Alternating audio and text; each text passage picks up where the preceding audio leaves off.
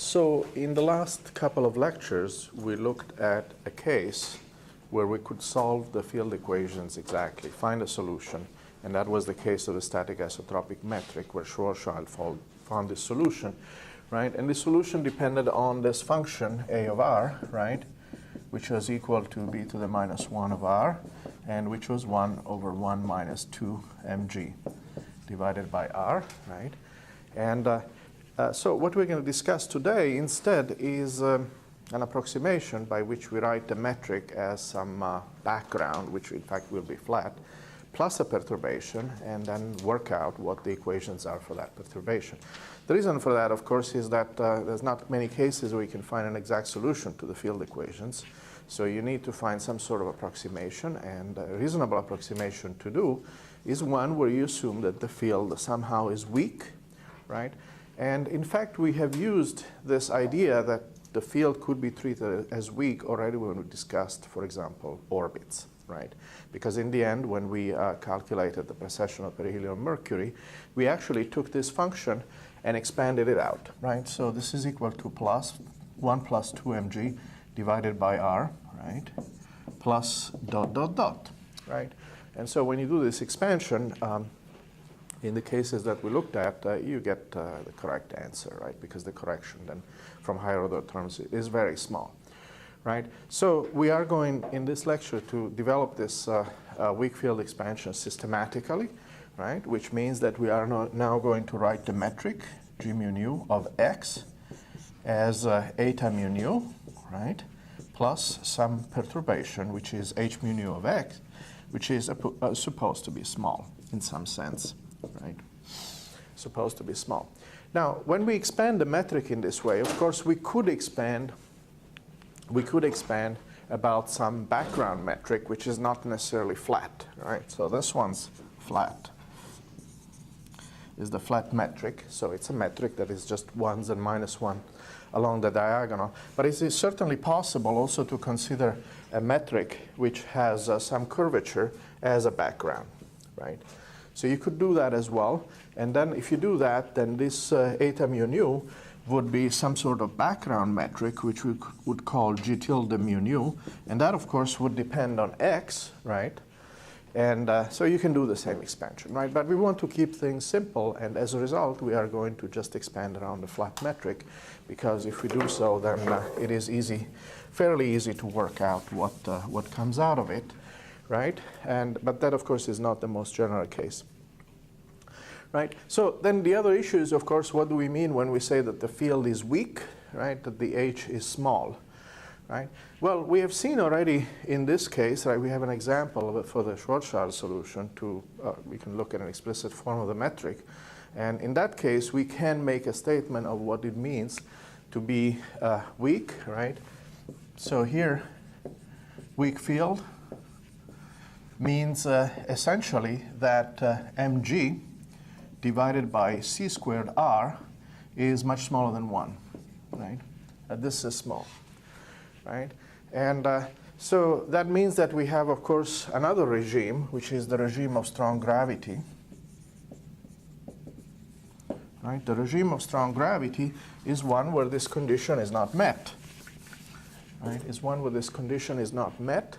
So strong gravity is a regime in which mg divided by c squared r is of order 1, right? Is of order 1. And that is clearly the regime that cannot be reached by using the kind of expansion that we are going to be doing in a little bit.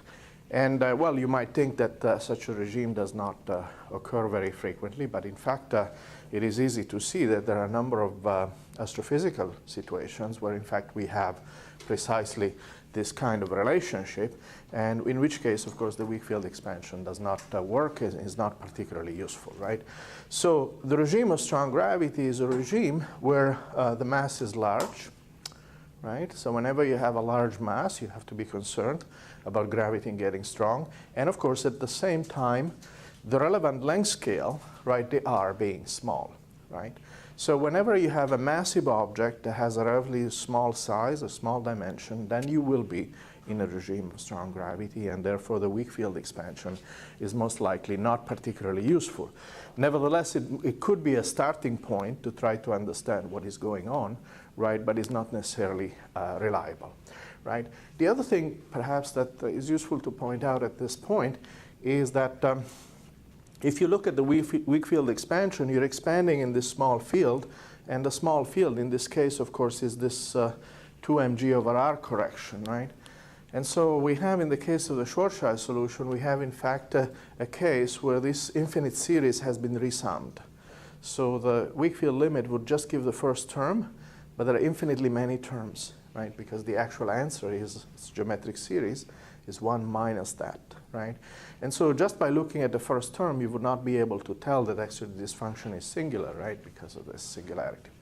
Right, so there is a big difference between just having the first term and having the whole series summed up. And so in the weak field limit, you're losing some of the important aspects of the theory, but nevertheless, you at the same time are able to gain, as we shall see, a better physical understanding of what happens in certain situations, for example, when you meet a gravitational wave. Right? Now, one last point which I want to bring up is that in the quantum theory, so in quantum mechanics, right, then of course you are, in Feynman's path integral approach, you're summing over all paths.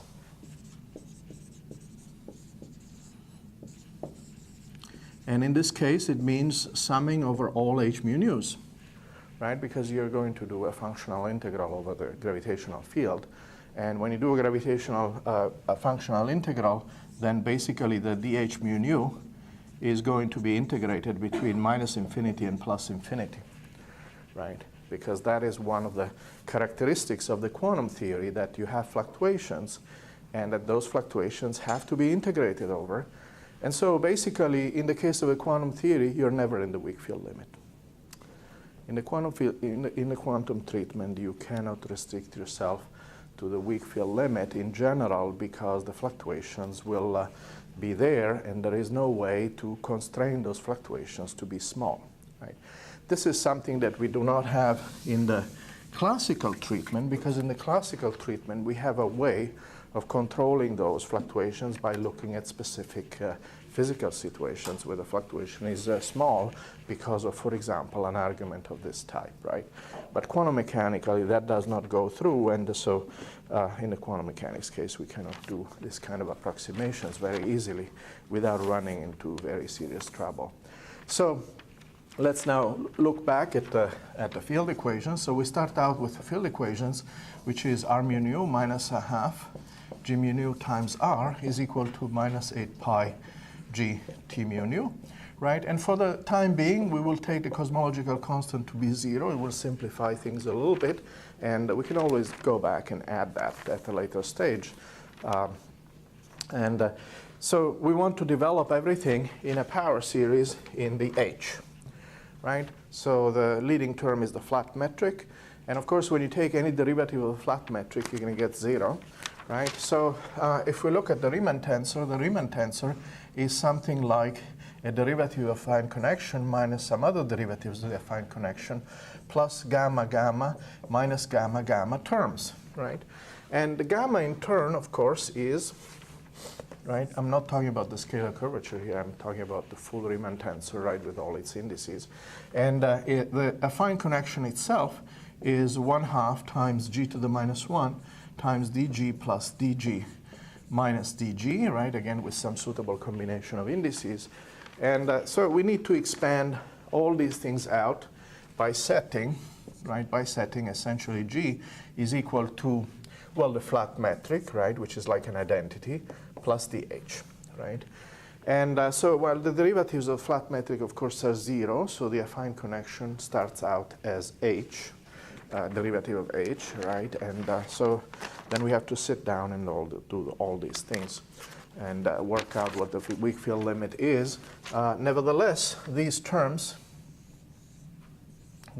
are of order h squared for the simple reason that they contain gamma twice, right? They contain the product of gamma with itself, which means that we can just limit ourselves to the linear part of, say, the Ricci tensor.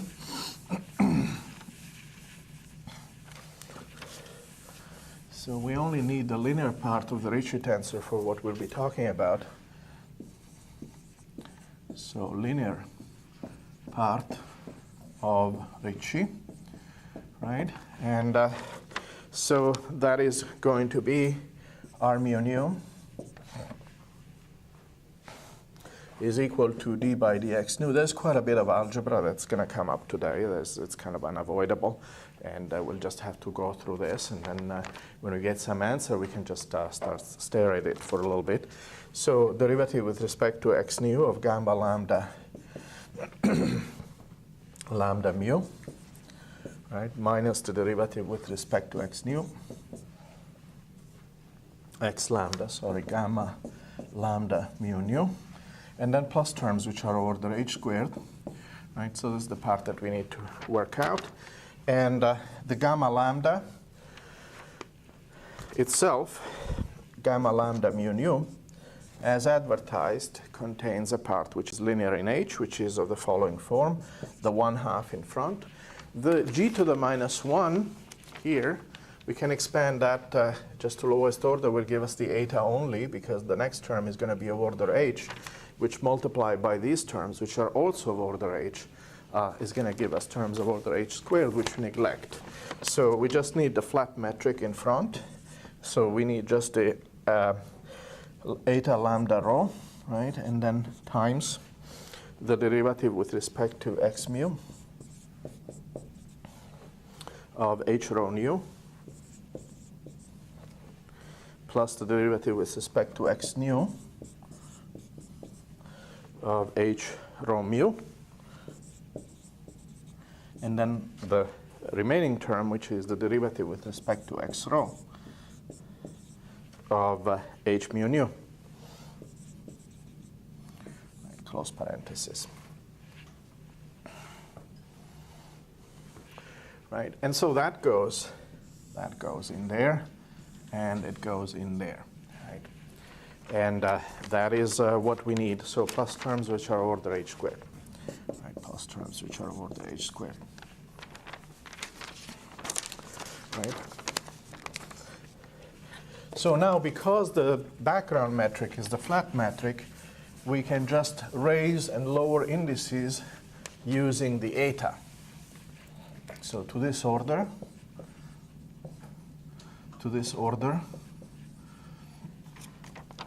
we can, for example, when we want to raise one index, so we want to have this index upstairs, then we can just use the eta. So we can use eta lambda rho times h rho nu and do it in this way, right? So all we need at this stage to bring indices up and down is the eta, which means that now there is really not much of a difference between index upstairs and index downstairs, because the eta is just a constant matrix, right? The minus 1, 1, 1, 1, right? Very good. So now we put everything together, and we get an expression for the Ricci tensor, right? Which is basically all we need as far as the field equations are concerned, right? We don't care about the full expression for Riemann. And so the Ricci tensor is going to be 1/2 times, we get 4 terms. So the first one is just a box of h mu nu, right? So the box in our case is, because of choice of metric, is minus 1 over c squared d by dt squared plus the gradient squared, okay? So that's our box, right? So box of h mu nu, the Lambertian of h mu nu, minus the second derivative of dx lambda by dx mu of h lambda nu minus the second derivative with respect to x lambda and x nu of h lambda mu, right? So plus the second derivative with respect to x mu and x nu of h lambda lambda, right? We will refer to this last entry as basically the trace, because you see that you take the fluctuation in the metric and then you set just the two indices equal. So that's the trace part, right? And sorry, this is a minus sign, by the way. Sorry, minus, minus, plus. And so let me just check the indices again, mu and nu and mu, lambda, lambda, lambda, lambda, lambda, lambda. So plus terms, which are order h squared, right? And this is equal to the source term, right? The source term. Now remember, you can write the field equations as r mu nu minus a half g mu nu r, or you can bring the trace part, the r part, you can bring it over on the other side and write the source term as t mu nu minus a half g mu nu times the trace of t, which is what we're going to do here. So we're going to write this as minus 16 pi g times Newton's constant times s mu nu, right? This s mu nu. So the s mu nu is the same as the t mu nu, where you subtract the trace part. So minus 1/2 eta mu nu to this order. We just need the flat metric, and then times the trace, which is t lambda lambda, right? And in some books, this is denoted by t bar mu nu, t bar mu nu. For example, Feynman uses the t bar instead of introducing a new tensor S, okay? So when you do this kind of procedure, that's called the trace reversed version of the original tensor. So by this trace reversing, we're actually, what we are avoiding is having to add also the r term part, because we just move that over to the source term, right? Now, the equations as they stand are fairly complicated at this stage, right? We can, if you want, delete this part, right? And say that that the weak field limit of Einstein's equations reduces to this, right? It would have been nice if we just had a single term on the left-hand side, but we don't, right?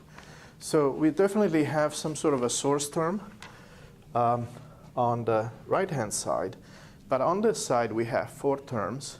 The first one, of course, we recognize as just a wave equation contribution, right? The standard de Labertian that appears in the wave equation. But these other things are a little bit more of a mess and a complication. And so what to do about those? By the way, I should add that it is possible to streamline this notation a little bit, that we don't have to actually write it all in this form by writing all explicitly all the derivatives, because, well, we're going to continue using this notation, but nevertheless, one can write things in a slightly more compact way.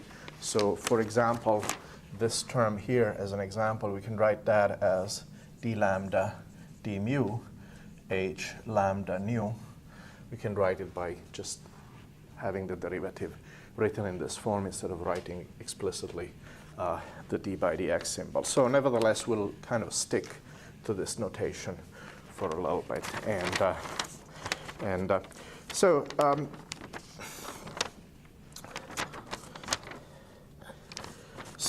the S, right, if you look at, we know that the t mu nu is conserved. So we do know that d by dx mu, say, of t mu nu is equal to 0, right? And so that we can work out what the divergence is of the S mu nu, because the divergence of the S mu nu is the divergence of t mu nu, which is of course 0, and then the other divergence of the other piece. So as a result, we have that the divergence of S mu nu, right, is not equal to 0, but is equal to 1/2 of the dx nu of S lambda nu. Right? So we can't assume that it's 0. Nevertheless, it does have a simple form. So that's one thing to keep in mind. The second thing to keep in mind is that the Bianchi identities are still satisfied in their weak field form. Right? So in their weak field form, we have that when we take the ordinary derivative, with respect to x mu of r mu nu, right? This is equal, in our case, to just 1/2 times d by dx nu of r lambda nu. Sorry, r lambda lambda. Right? We have an index mu on both sides like this, and then of course plus terms, which are order h, right? So high order corrections. Actually, it turns out to be order h squared. So,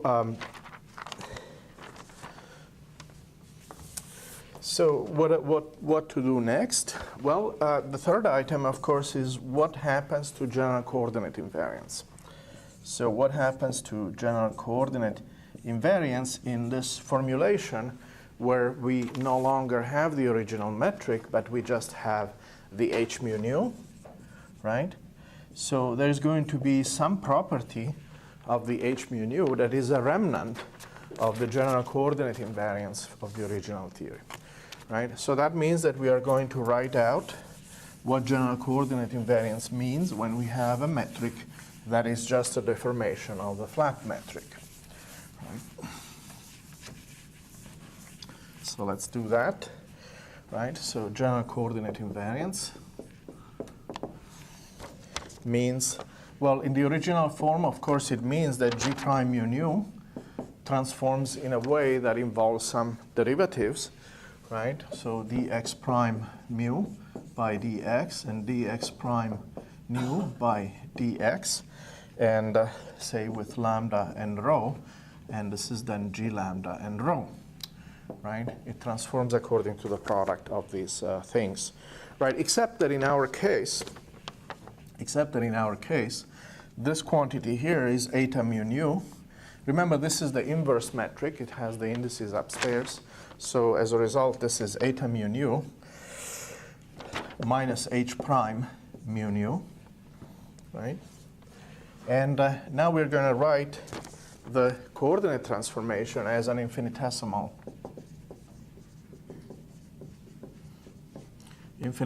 transformation. So infinitesimal form. Normally, of course, it is just x prime, sorry, I should say x mu goes into x prime mu, right?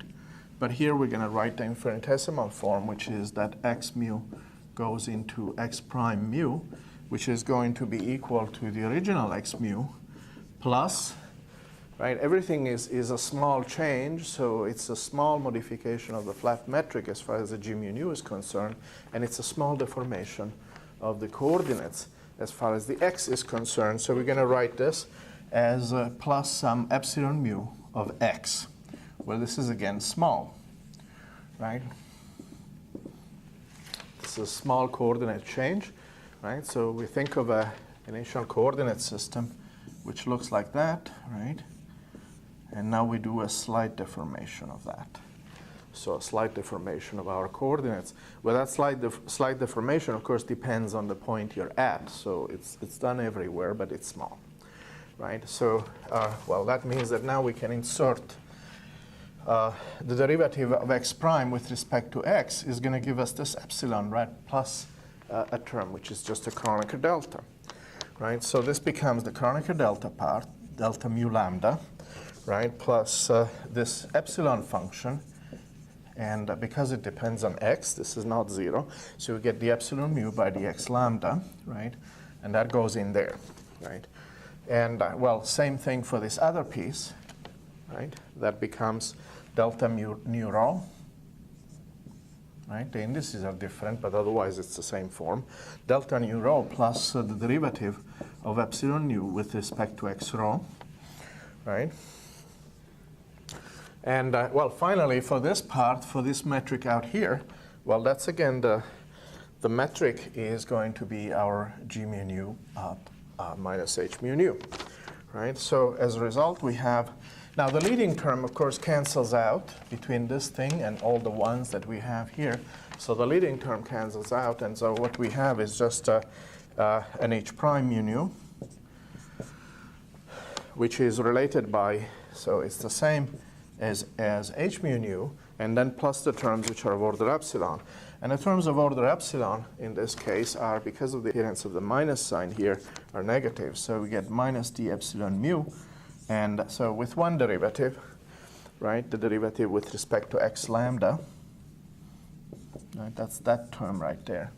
Derivative with respect to x lambda of eta nu lambda, right, or lambda nu.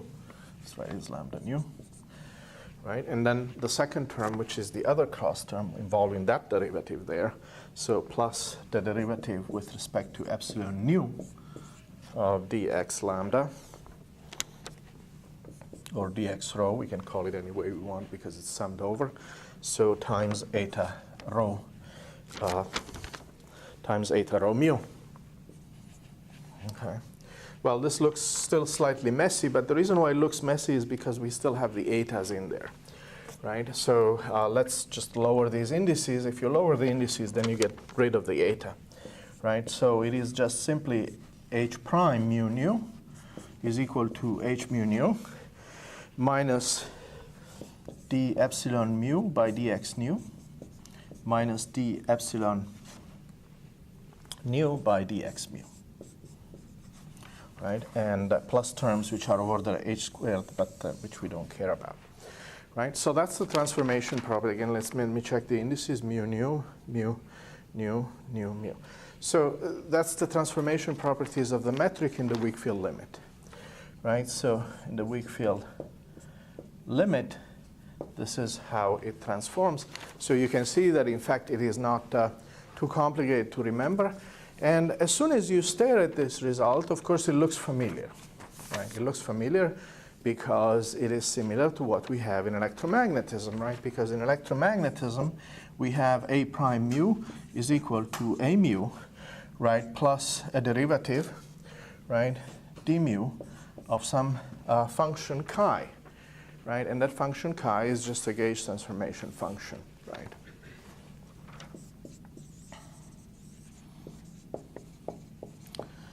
In electromagnetism. So there is a gauge transformation in electromagnetism, but in electromagnetism, of course, it is just a scalar function, right? The way the field, which is a 4-vector, transforms is to the derivative of that function, and that allows us to make, of course, a 4-vector out of just a simple scalar. This is very similar, right? This is very similar. But the substantial difference is that the field starts out with more indices. Right? There's 10 different components of the h mu nu. There's only 4 electromagnetic potentials. And the gauge function, right, that enters into the transformation law, instead of being a scalar like in electromagnetism, is now a 4-vector. Right? So the gauge function is a 4-vector. There's 4 of them instead of just 1. And nevertheless, this is the gauge invariance of the weak field limit of Einstein's theory. So this is the gauge invariance, right? This is the gauge invariance that we have here, and the reason why we call it by that name is, of course, because it's precisely the analog of what we have in electromagnetism. So that, of course, is very interesting. It also shows that this gauge invariance that you have in Einstein's theory is nothing but the original general coordinate invariance written out in the weak field limit, right? So general coordinate invariance and gauge invariance, well, we cannot say that they're the same, but they're closely related. We are talking about basically the same thing, right? So the original general coordinate invariance that applies to the full theory, right, with the full field equation, which states that different observers will describe physics by the same set of equations. When you look at what it becomes in the weak field limit, it becomes some sort of gauge invariance like the one of electromagnetism, right? And the parameters that appear in that gauge transformation are nothing but the shifts in the coordinates, right? So the shifts in the coordinates are these gauge parameters, right? These 4 gauge functions which we denote by epsilon mu. And that is, of course, is a profound insight. It's a profound insight because, again, of course, one more time, it tells us that there is a deep analogy, there is a deep similarity between electromagnetism and Einstein's theory, that you can almost not quite, but almost map one-to-one between what happens in one theory and what happens in the other theory. And certainly the appearance of this fundamental invariance is crucial in doing this sort of mapping, right? So that is very interesting, and it is something that we have to keep in mind, right? It ends up being just at the bottom of the blackboard in a relatively small box, but this box is just as important as this box, right? Because the invariance of the theory under these gauge transformations allows us to do what? Well, it allows us to do the same kind of games we do in electromagnetism, right? Because in electromagnetism, of course, we like to work with equations that are as simple as possible. And when we try to make the equations as simple as possible, we end up imposing a condition, which is usually referred to as a gauge condition, right? So you impose a gauge condition, which could be some sort of Lorentz gauge or Coulomb gauge, right? And so in our case, we're going to do the same. Right? We're going to do the same, and I don't want to erase that one because I certainly don't want to rewrite it. And so I'm going to leave that on the blackboard, and we'll leave this thing also on the blackboard, right? And so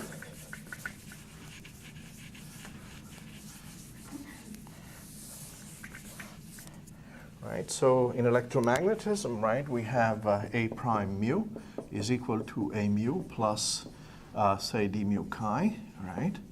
And this invariance is usually reduced by requiring, for example, that divergence of A is equal to 0 and phi is equal to 0.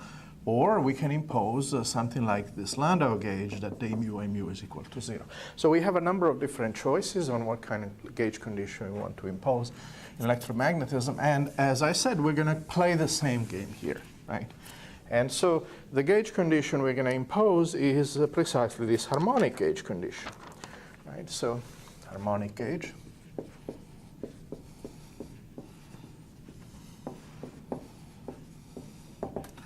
Right, which was this coordinate condition that we introduced a couple of lectures ago, right? And that was that g mu nu, gamma lambda mu nu is equal to 0, right? Now, of course, this is a gauge condition, and the reason why you recognize this as being a gauge condition is the fact that the gamma is, in fact, not a tensor, right? The gamma is not a tensor, so we restrict something that is intrinsically non-invariant to have a certain condition satisfied, right? And so now we need to work out what this is in our limit again. Again, we use the fact that gamma is equal to 1/2 times, remember this, dg minus dg plus dg, right? So we plug that in, and we also have the g mu nu is equal to eta mu nu plus h mu nu, right? So this is going to give us a constraint on what? Well, clearly on derivatives of the metric, but more specifically in this case on derivative of the h's, right? And so to linear order,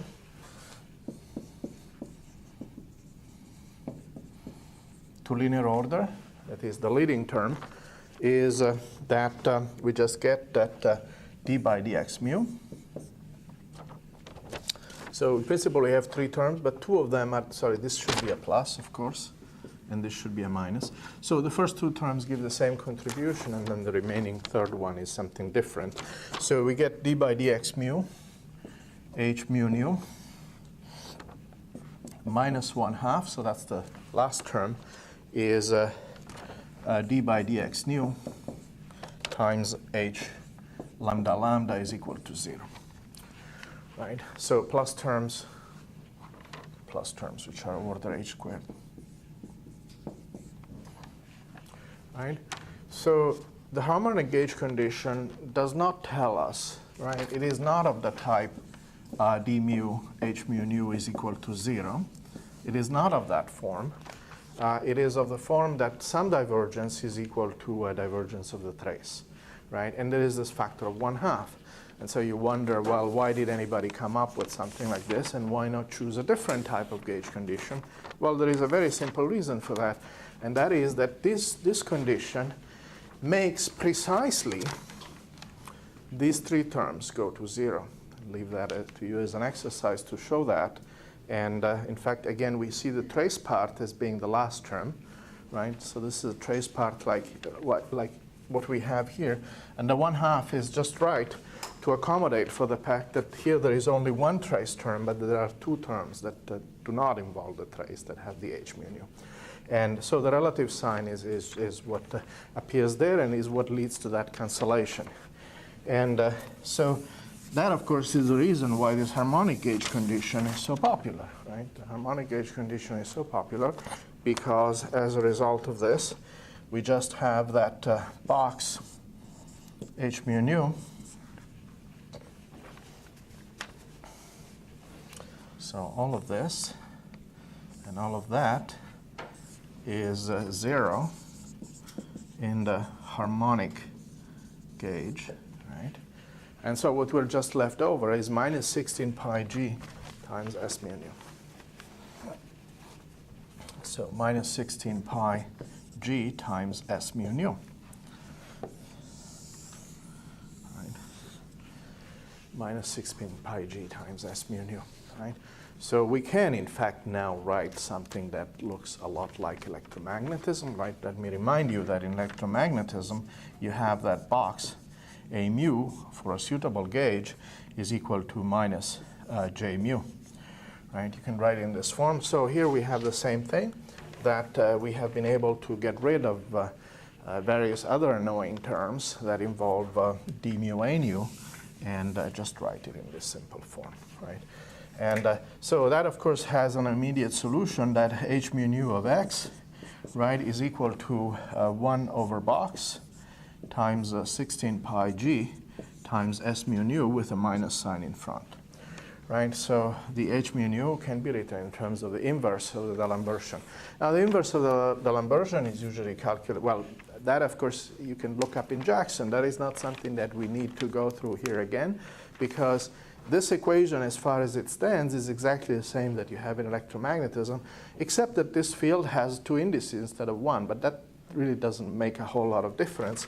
The important thing is that this depends on x, and that this depends on x, and that you have to invert it.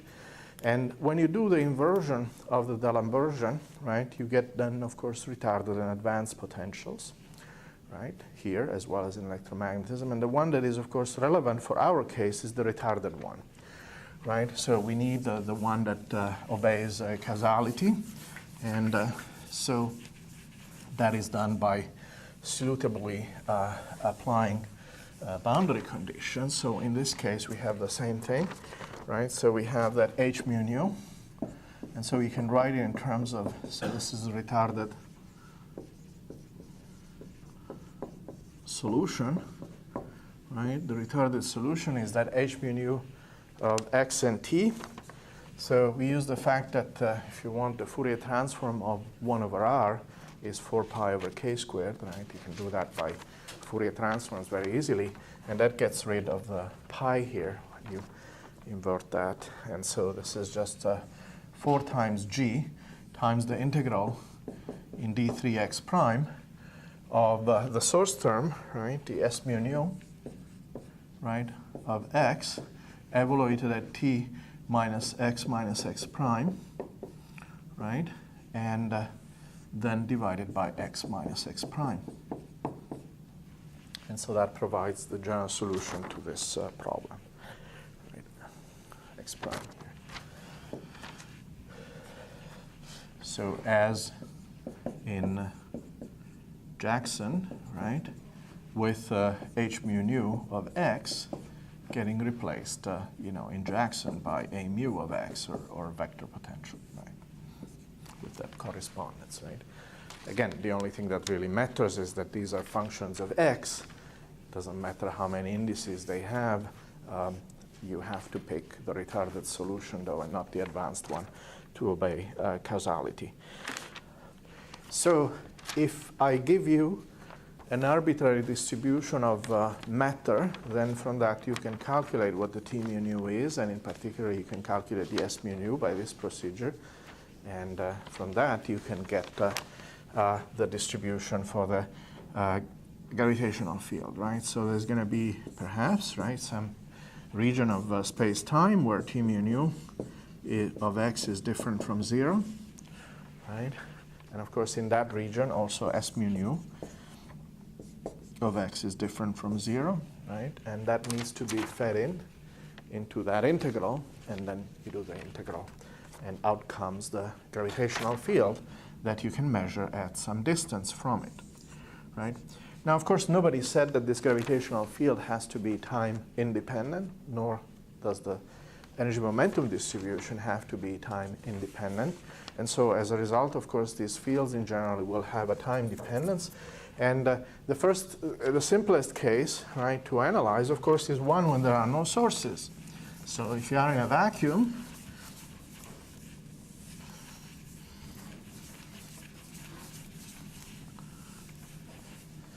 right, so in a vacuum,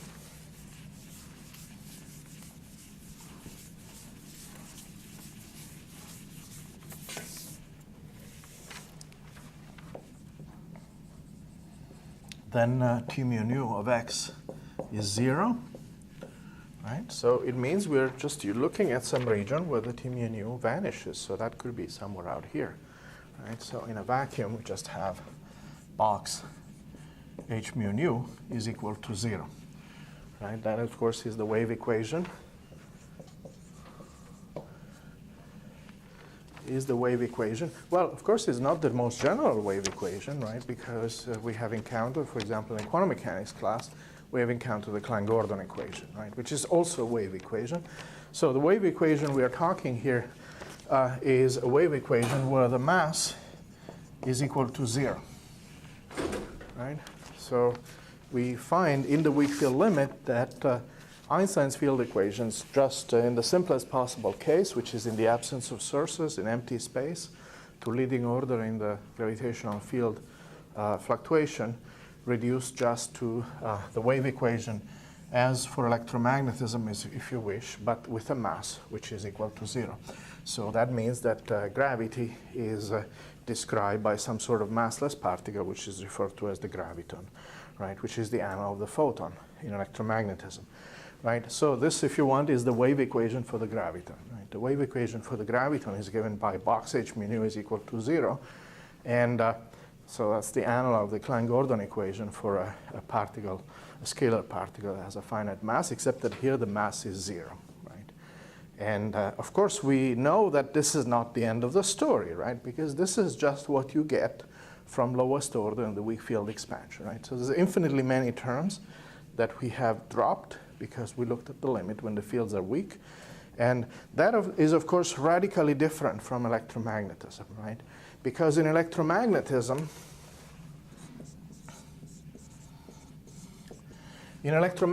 that is basically the end of the story, right? In electromagnetism, when you're looking at electromagnetic fields away from sources, then the equation box A is all there is to it.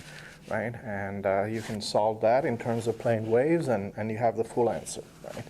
And that in the quantum mechanical language is the statement, of course, that the photon does not interact with itself, if you wish, right? It's a linear theory, and if you have a free photon, then it just propagates to this room following a wave equation which is of that type, for which the right solution is just a plane wave or a wave packet of some sort. Here, that is not the case.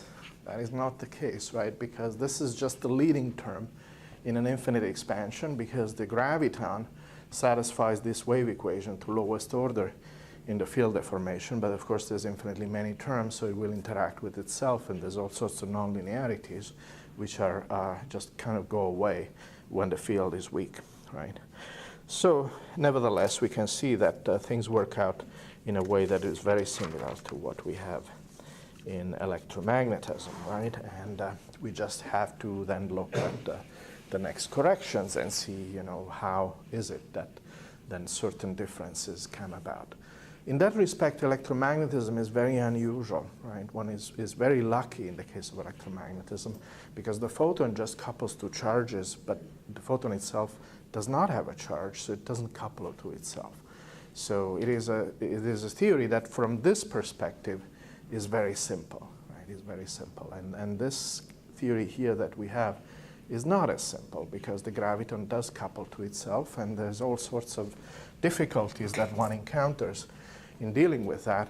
And as a result, of course, this theory is also very rich, right? It has all these wonderful features that that electromagnetism cannot exhibit because it is a linear theory, right? And so again, we see that the general theory of relativity is not going to be the easiest theory to deal with, right? Already at the classical level because of this nonlinearity, but the nonlinearity is nevertheless intrinsic. And so what we see here is that the particle has zero mass, right?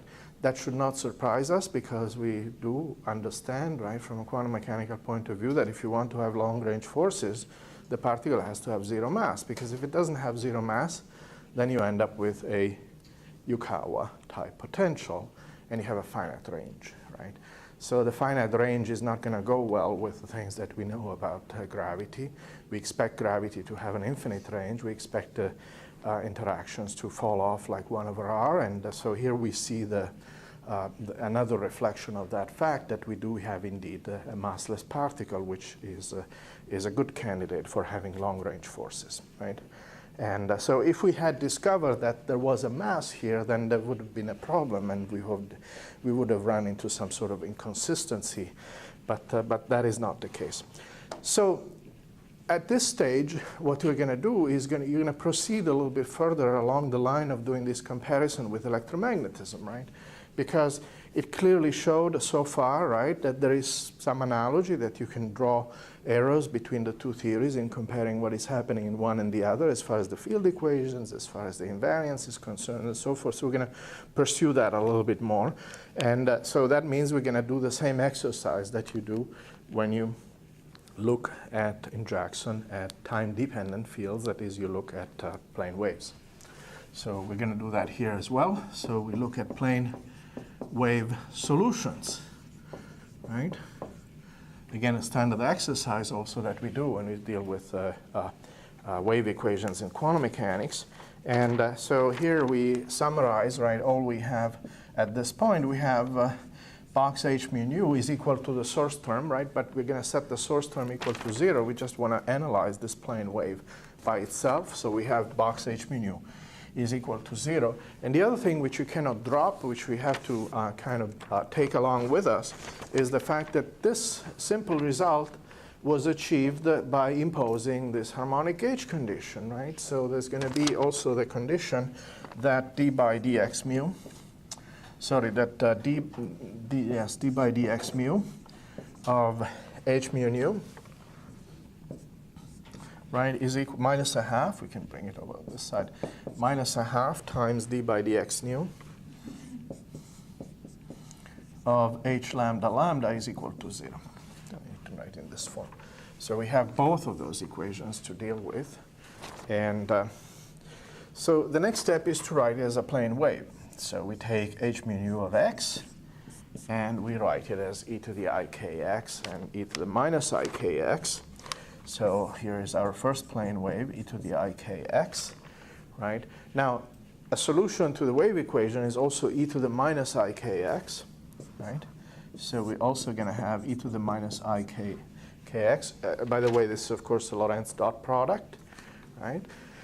And, well, there's going to be some coefficient here in front, and that coefficient in electromagnetism, of course, it is just some e mu, right, times e to the ik dot x in electromagnetism for the electromagnetic field, because the field carries those Lorentz indices. Here we have to have something that has more indices, and so we're going to call it e mu nu, right? And we're going to have e mu nu over on that side as well, except that in general, these polarization vectors are going to be complex, so the second one will have an e star mu nu, right? And so k dot x is equal to k lambda x lambda, right? And so it's a superposition of plane waves, and of course the original field is real, which means that we're going to write a plane wave plus everything gets complex conjugated so that we make sure that this thing is actually real.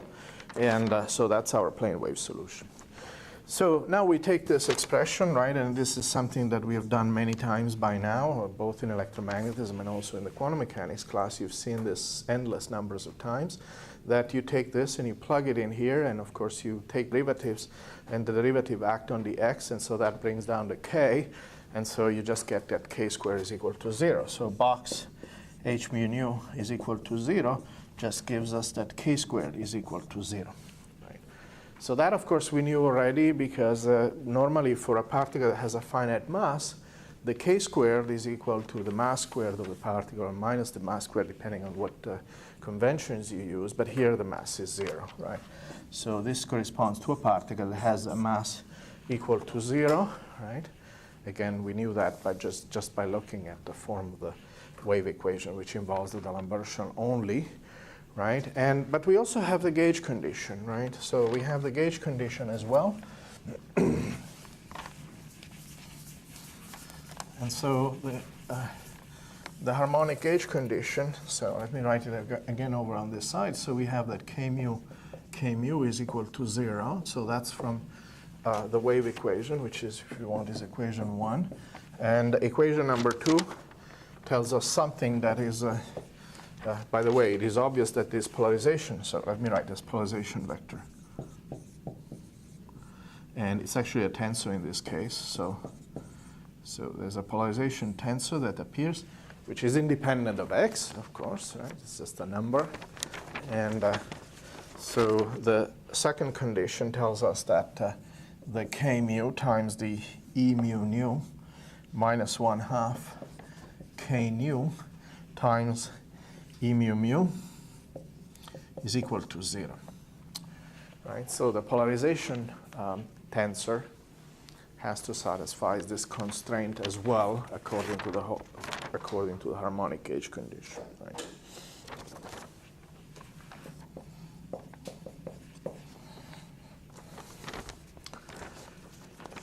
What's next? Well, the next thing we want to do is show something that is very interesting, and namely that this particle has spin 2. This particle has spin 2, right? And not only that, but there's only 2 independent polarization states, right? And that is very interesting, and one has to really show it. I think it's something that we have to go through. There's a little bit of algebra, but it's absolutely key to the whole theory. So we have to do that. And so you'll have to bear with me as we go through this algebra. Keep in mind that how many components does the e mu nu have? Well, of course, 10, right, as you point out correctly, because the metric had 10 components, the deformation of the metric has 10 components, and the polarization vector at this stage has 10 components. So it looks like there's 10 different possible polarizations. Now, we know already in electromagnetism you start out with 4, but it comes down to 2 at the end, right? The 2 transverse polarizations for the photon.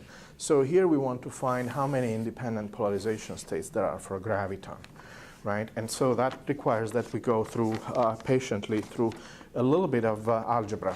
It is algebra because at this stage there is no x dependence anymore, right? The x dependence is gone because we're just dealing with plane waves. So these are all numbers, right? So it's really completely straightforward algebra. Nevertheless, there's 10 of these e's, right? So we have to be patient in keeping track of all of them, right?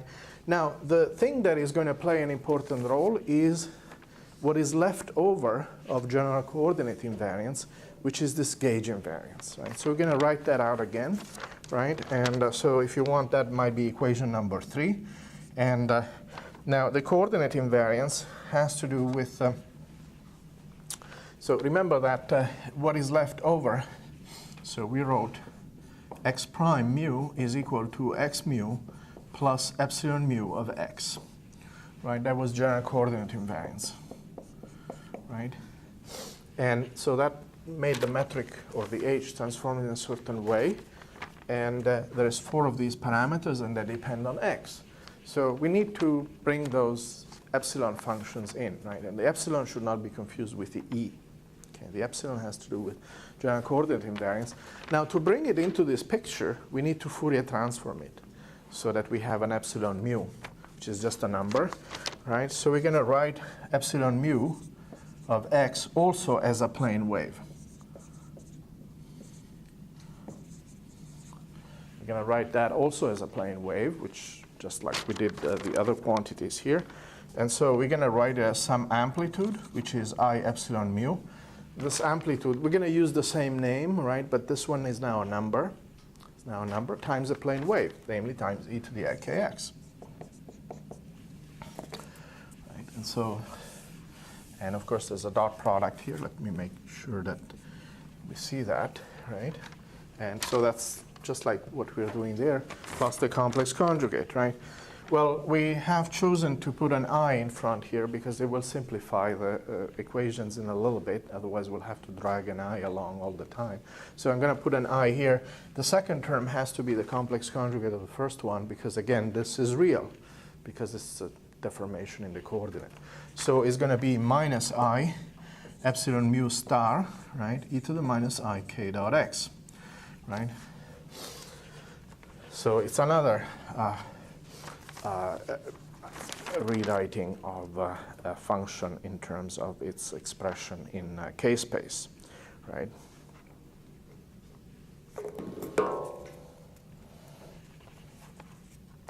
So now we can calculate derivatives of this. Right? We can calculate derivatives, and the derivatives involve the k's and so forth. And so let me just write the answer for that.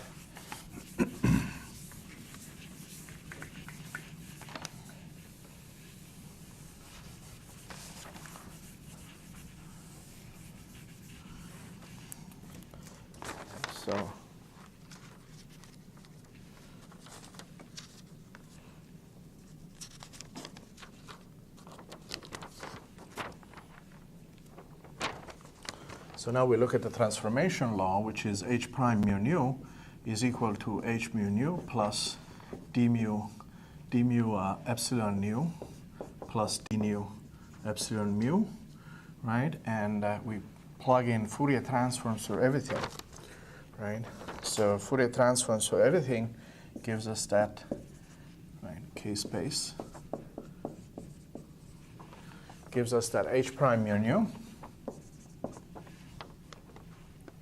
of x is equal to some e prime mu nu, which is just a new polarization vector, right, times e to the I kx plus e prime star mu nu times e to the minus I k dot x with e prime mu nu.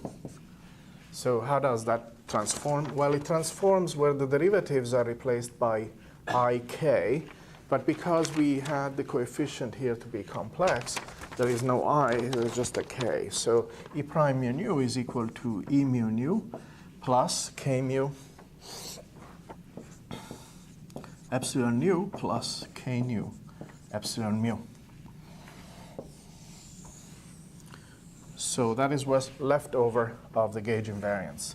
So this is left over gauge invariance. Right, so that's the third equation if you want, right? Because the first two were these. Okay.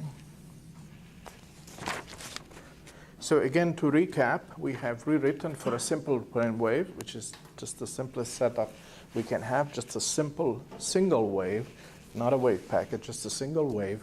We have rewritten the wave equation, which just tells that k squared is 0. We have rewritten the harmonic gauge condition, which is the thing we have up there.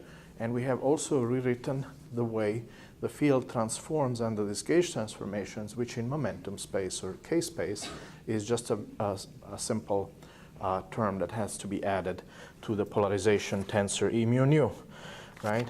And now it turns out, as I already mentioned some time ago, that the number of original degrees of freedom,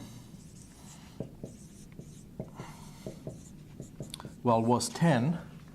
And that is reduced because of these constraints to 10 minus 4, which is equal to 2. And that is what we want to show explicitly, right? We want to show explicitly that if we have to start with still 10 degrees of freedom, because that is our E mu nu, right? The E mu nu is the polarization We don't want to call it polarization vector because it is a tensor, right? But our polarization tensor has 10 components. And as a result of these various conditions, that brings it down to 4 and 4 again, and then leaves it just to 2, right? And so that is what we want to show explicitly. And to show that explicitly, the easiest thing, and I think I need at this point, well, I could write it over on this side, right? So we have number 3, if you want, which is that E prime mu nu is equal to E mu nu plus K mu epsilon nu plus K nu epsilon mu, right? So that would be number 3, right? So we want to work out what all that stuff means, obviously in the simplest possible setup, right? Because we are dealing with lots of amplitudes, right? And so to simplify the algebra,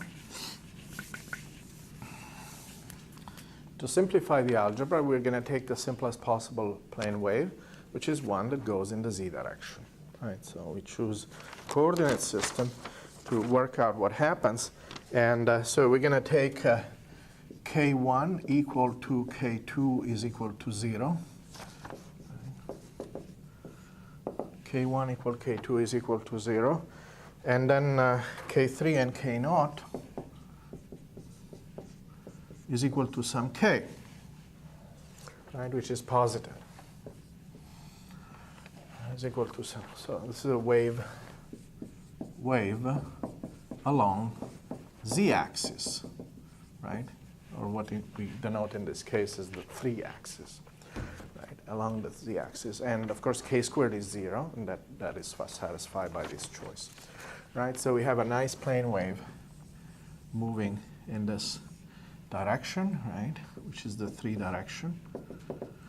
And it has a k vector that is associated with that, which is in that direction. So we need to have a naught component as well, otherwise we run into trouble. So now we're going to write out, write the various conditions. So first of all, we're going to use the harmonic gauge condition.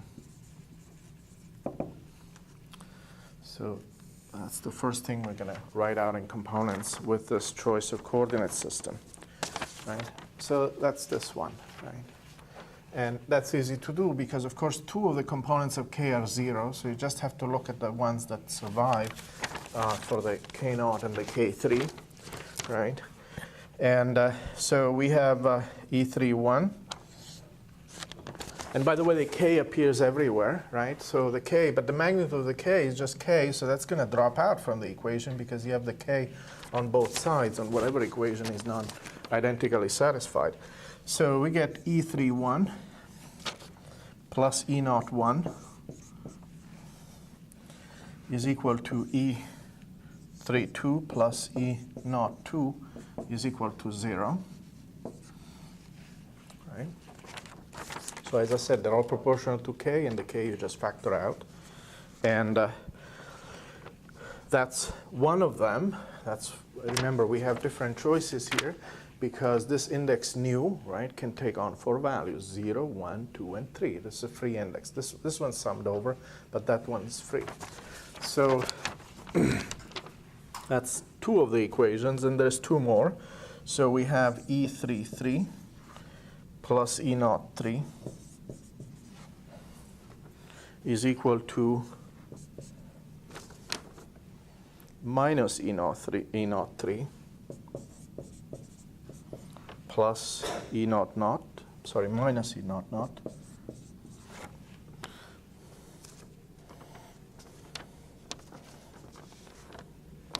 and this is also equal, again by another one of those equations, 1/2 times E11 plus E22 plus E33 minus E00. So that's all you get out of the harmonic gauge condition. Right? And so we're going to use those equations to eliminate some of the components. right? So use above to eliminate something. So let me do that over on this side. So I think you remember this because we're basically done with this one. We're done with the top, of course. So we basically just have to deal with this last one, which we can remember, right? So we are going to use the results of the harmonic gauge condition, and of course k squared equal to 0 as well, to eliminate some of the components. So we're going to eliminate E naught 1.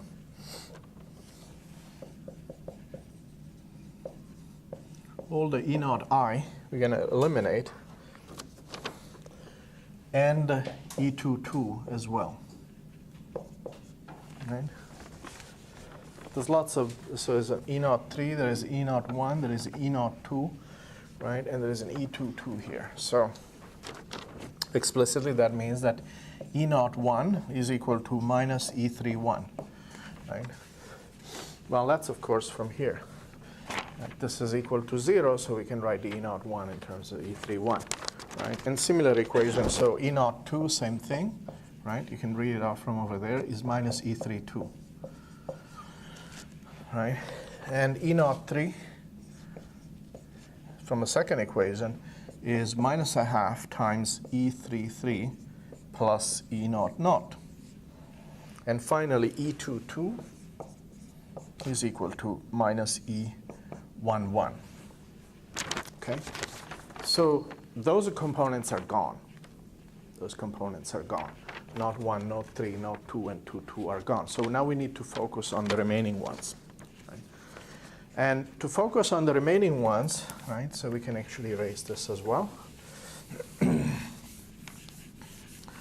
We're going to use now this gauge invariance property. Right? So next,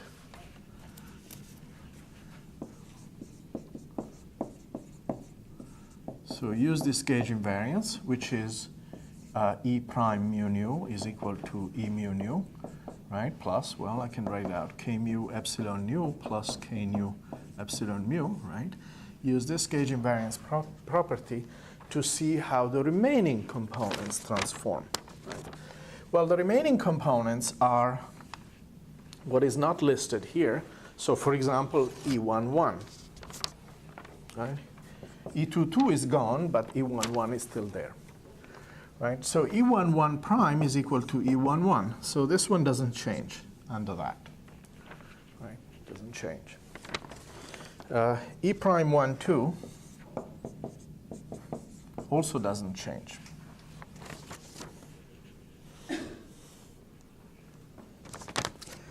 E prime 1, 3 is E13 plus K epsilon 1. So that changes. That changes. E prime 2, 3 is equal to E23. E23 plus K epsilon 2. So that changes too. Okay. And well, there's a few more of these components which are non-zero, right? Because some are 0, but these are the ones that survive. So E prime 3, 3, right? That transforms as E33, E33 plus 2K epsilon 3. And finally, E prime naught naught is equal to E naught naught minus 2K epsilon naught. So let's stay at this a little bit, right? So we have, remember, we started out with 10 E polarization vectors. We started out with 10. We eliminated 4, right? Which are the ones that were eliminated here by using the harmonic gauge condition. So we are down at 10 minus 4, which is 6, and this is what we have here. So we have the 6 remaining ones. Right? And on those 6 remaining ones, we do a transformation, and that transformation still has an effect, right? in spite of the fact that we impose the harmonic gauge condition, there is still some invariance that is left. And so some of these E's do transform in some way. And so as we stare at this, we come to the conclusion that in fact, what can we do? Well, of course, what we can do, we can choose now the epsilons in such a way, right? We now have the freedom to choose the epsilons or to choose coordinates or to choose a gauge function, right, in such a way that out of these 6, we can make 4 to be 0. Very good, right? So we are going to choose the epsilon 1 in such a way that it cancels out with the E13, right? So we can set this one to 0, right? We can set this one to 0 by choice of epsilon 1, right?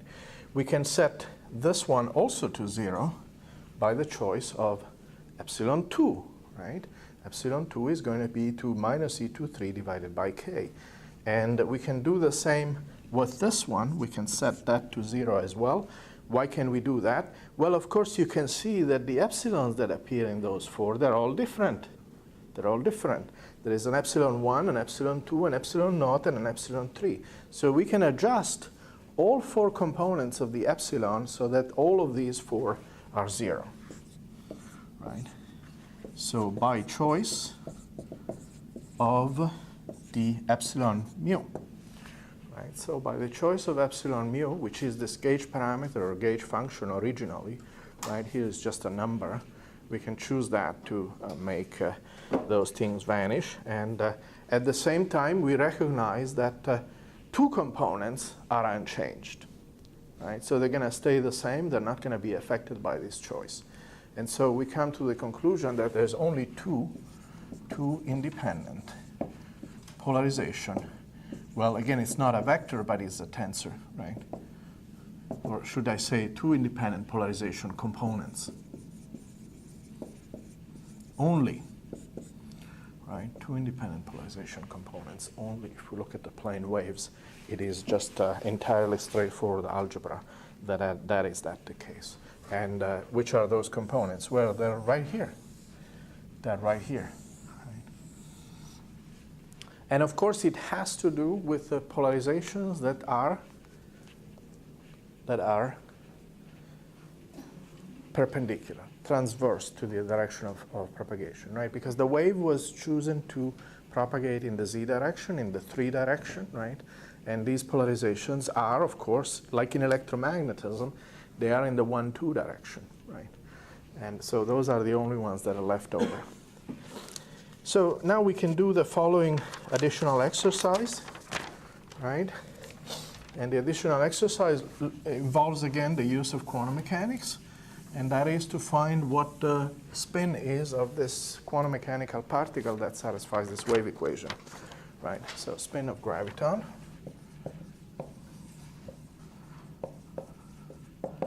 Right, spin of the graviton is that we do rotation,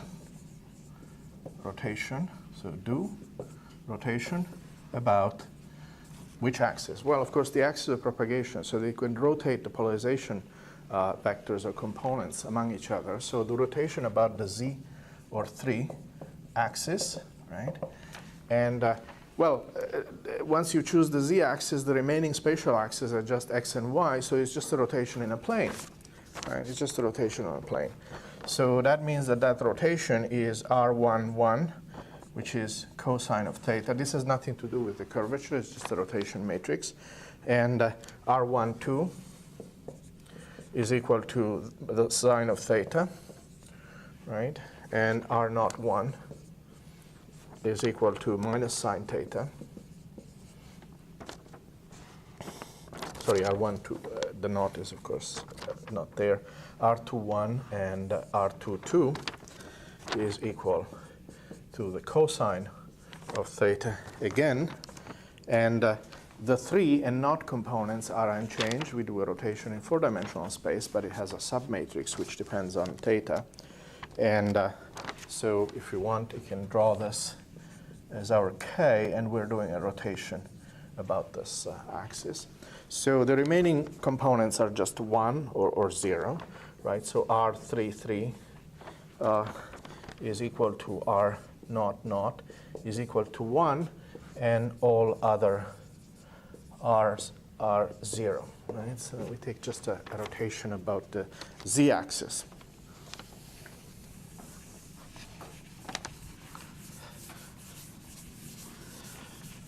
So why do we do such a rotation? Well, we do such a rotation because, remember, these polarization vectors, well, they're supposed to be tensors, so they're supposed to transform in a specific way, right?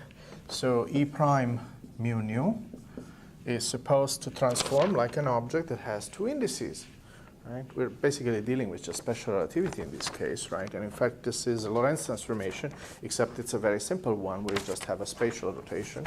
So E prime mu nu, because it has two indices, transforms it two matrices R. So it has a E mu, right? And it has a E nu. And then there is a E rho sigma here, and rho and sigma here, like that. And so each one is those matrices there. So we got to multiply them out and figure out what this is, right? Well, you can imagine that you get coefficients which are sines and cosines, and it is easiest to set these polarization vectors as write them as linear combinations of things, namely to define E plus minus, to define that as like a circular polarization type of combination, that is as E11 plus or minus I, E12. Remember, both of those are non-zero and they don't transform at all under a gauge transformation. And so to write those in this way, and to define some other ones, because we do have some other components as well. So for example, F plus minus, to define that as E31 plus or minus I E33. And if you do that, then instead of getting sines and cosines, you just get phases, which is simpler. And so you get E prime plus minus, right? So the effect of a gauge transformation is now to just give a phase. And that phase is e to the plus or minus 2I theta times E plus minus. And on the F plus minus prime, it's also a phase, but it is 2 to e to the plus or minus I times theta times F plus minus. And E prime 33 is equal to E33, and E prime naught naught is equal to E naught naught. So those two transform like scalars, right? So we do find that that these fields transform, the plus and minuses fields transform in a very simple way. And in general, we can introduce the notion of helicity. So if you have a field that has a given helicity, then under a rotation, it will transform as e to the I h theta times the original field. And so we have that in our case, the E plus minus have helicity equal to 2. The F plus minus have helicity equal to 1. And the other ones have helicity equal to 0, which means that this is a scalar. This is a vector, right? A genuine 4 vector. And this thing here is a tensor, right? Or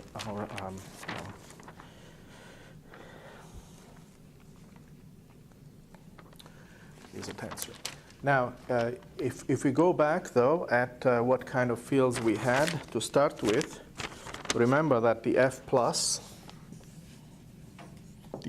minus was defined as E31 plus or minus I, sorry, it's actually minus plus,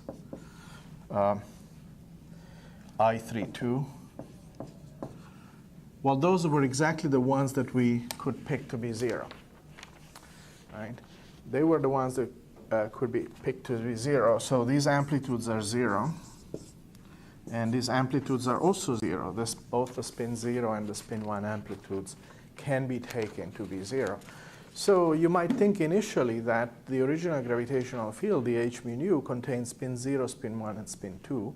But in fact, today's exercise shows that even though that is a possibility in principle, by the time you apply the harmonic gauge condition and the invariance under these gauge transformations that we wrote down, you can set the spin 0 and the spin 1 components to 0, which means that you're only left over with a single spin 2 or helicity 2 component, which is the one of the physical gravitons.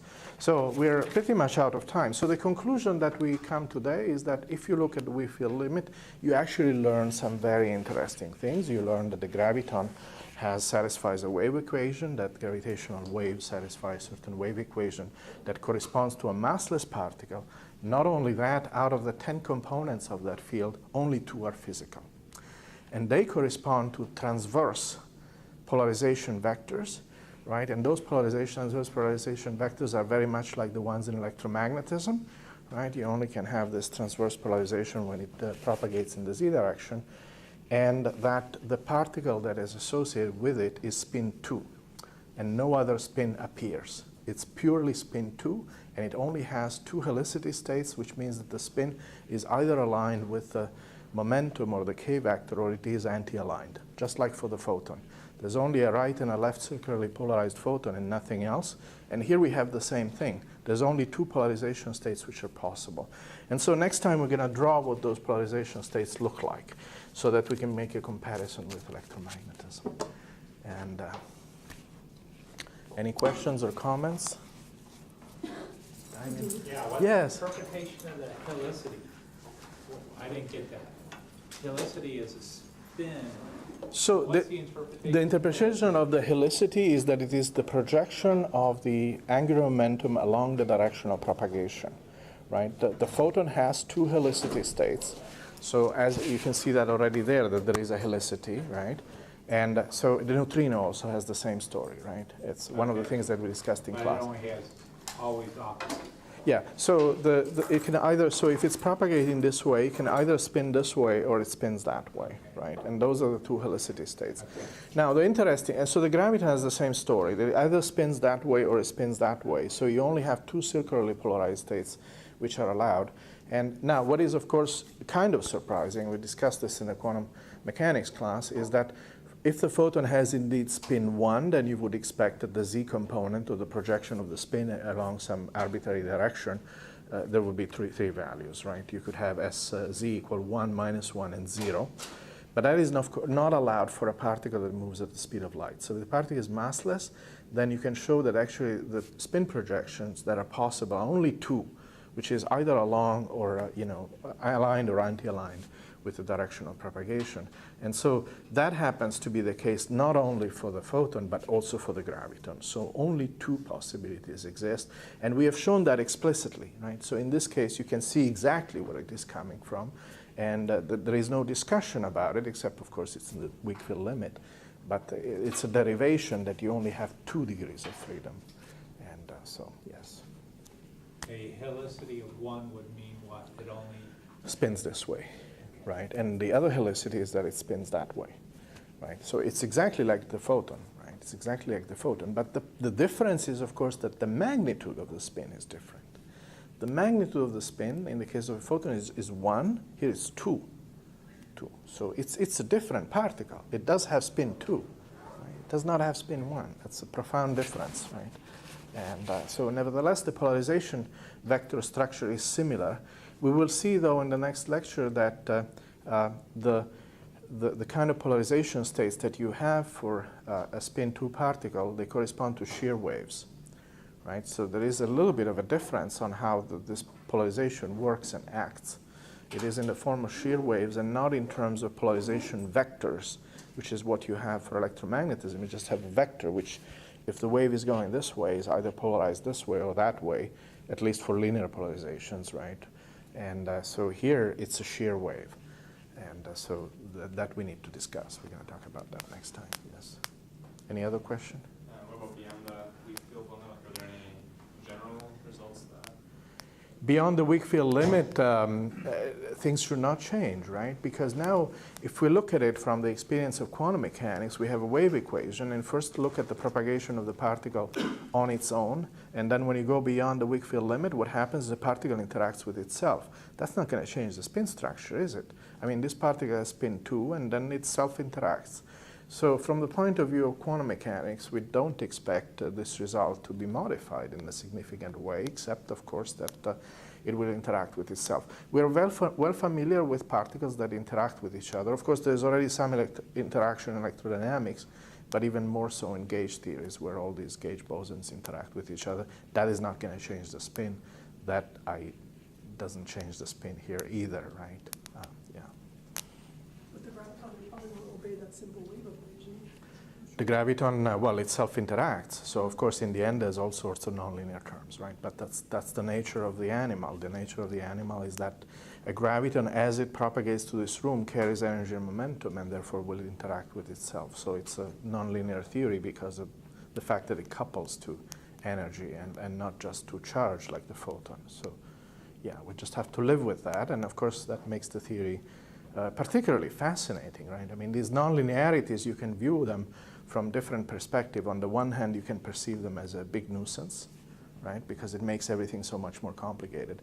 At the same time, it just makes the theory so immensely richer, right? Because you have that the graviton interacts with itself, right? That it always, carries with it this package of energy and momentum that self-interacts. So it's fundamentally different from electromagnetism. All right, so then I'll see you next week.